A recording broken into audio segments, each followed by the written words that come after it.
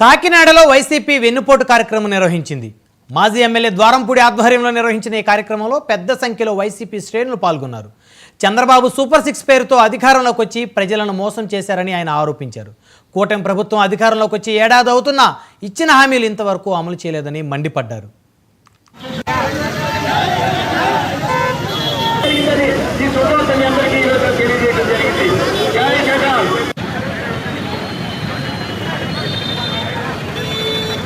ముఖ్యంగా చంద్రబాబు నాయుడు గతంలో ఎలాగైతే ప్రజలకు మాట ఇచ్చి మాట తప్పి ప్రజలు మోసం చేశారు, అలా ఈసారి కూడా అలాగే ప్రజలకు మాట ఇచ్చి మాట తప్పి మళ్ళీ మోసం జరిగింది.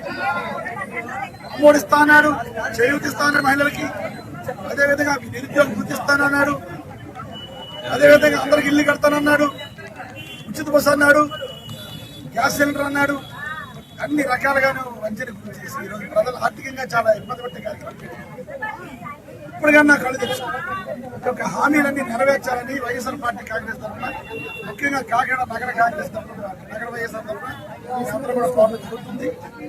తప్పకుండా మన జిల్లా మంత్రి పవన్ కళ్యాణ్ గారు ప్రశ్నిస్తానని చెప్పినటువంటి పార్టీ అయింది. కూటమి ప్రభుత్వంలో మీరున్నా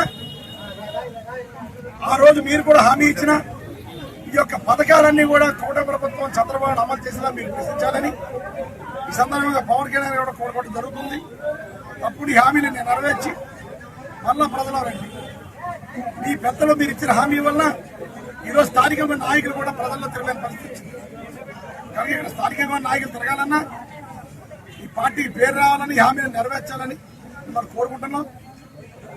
కనుక త్వరలోనే ఈ యొక్క కార్యక్రమాన్ని ఇంకా ఉధృతం చేయడం కూడా జరుగుతుంది. మీరు ఇచ్చిన హామీ నెరవేర్చకపోతే తప్పకుండా ప్రజల్లోకి ఈ ఉద్యమాన్ని ఇంకా తీవ్రతరం చేస్తామని సందర్భంగా పవన్ కళ్యాణ్ ప్రస్తుతం రాష్ట్రానికి పట్టిన పీడ వదిలే ఏడాది అంటూ కూడా సంక్రాంతి దీపావళి చేసుకోవాలని పిలుపునిచ్చారు. ఏ విధంగా ఆయన పిలుపునిచ్చారో అదే విధంగా చంద్రబాబు ప్రశ్నించాలని కోరుకుంటున్నాను. సంపద సృష్టిస్తానని పవన్ కళ్యాణ్ అంటే, చంద్రబాబు అంటే దాని మీద పొందపాడారు. కనుక సంపద సృష్టిస్తాను, ఎంతో ఎక్స్పీరియన్స్ ముఖ్యమంత్రి, ఇటువంటి అనుభూతులు ఉండాలని మీరు అన్నారు. కాబట్టి ఆ అనుభవాన్ని చూపించుకుని ప్రశ్నించండి చంద్రబాబు నాయుడు అని. అందులో ముఖ్యంగా చంద్రబాబు నాయుడు గారు గతంలో ఎలాగైతే ప్రజలకు మాట ఇచ్చి మాట తప్పి